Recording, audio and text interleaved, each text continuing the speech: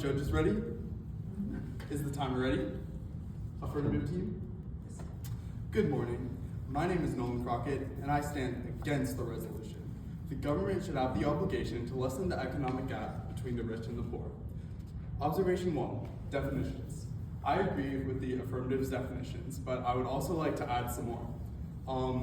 Rich, having a great deal of money or assets. Wealthy, source, Oxford Languages. Poor, lacking sufficient money to live in a standard considered comfortable or normal in society. Source, Oxford Languages. Government, a constitutional republic and representative democracy. Our government is regulated by a system of checks and balances defined as the U.S. Constitution, which serves as the country's supreme legal document. Source, usafacts.org. Lessening the economic gap. Economic inequality refers to the gap between the income and wealth amassed by different groups in society. It can be addressed by giving direct assistance to the poor. Source, money.usnews.com.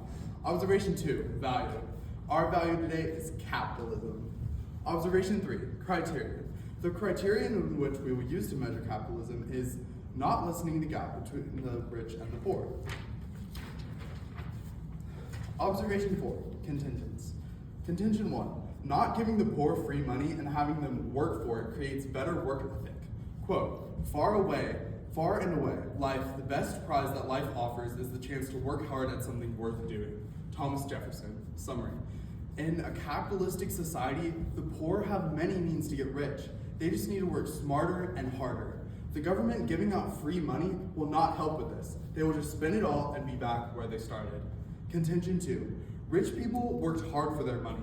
They shouldn't be brought down by getting money taken away by them by getting extremely taxed. Quote, a wealth tax violates the long-standing American principle that we're allowed to build wealth and grow the value of assets, that we don't pay taxes on that growth until we dispose of the asset. In effect, a wealth tax imposes what can be thought of as a third level of taxation, after income and capital gains tax, on the most productive drivers of the U.S. economy. Bruce Willey. Summary, if we imposed a wealth tax on society today, the country would be in shambles. The rich would be very angry. The government would be getting even more money from taxes that they will probably just spend on useless things and acquire more debt, and everybody will be worse off.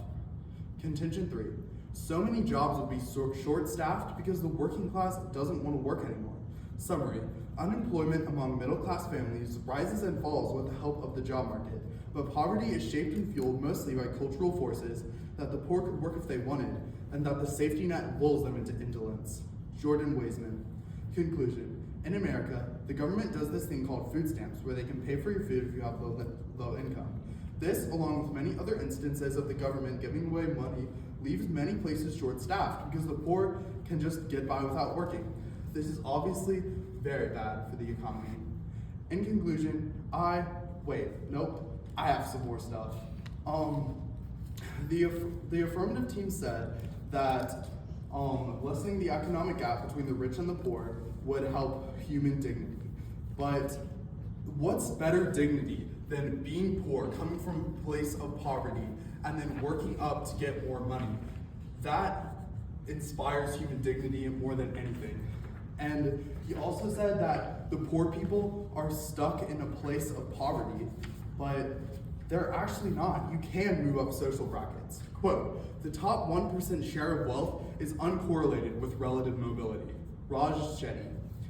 And the affirmative team also said that there will be revolutions if we have a wealth gap in between the rich and the poor citizens, but literally every country has a gap between the rich and the poor citizens, and there isn't a civil war in every single country. There's just a rare exception every once in a while. So that's obviously not significant to this debate.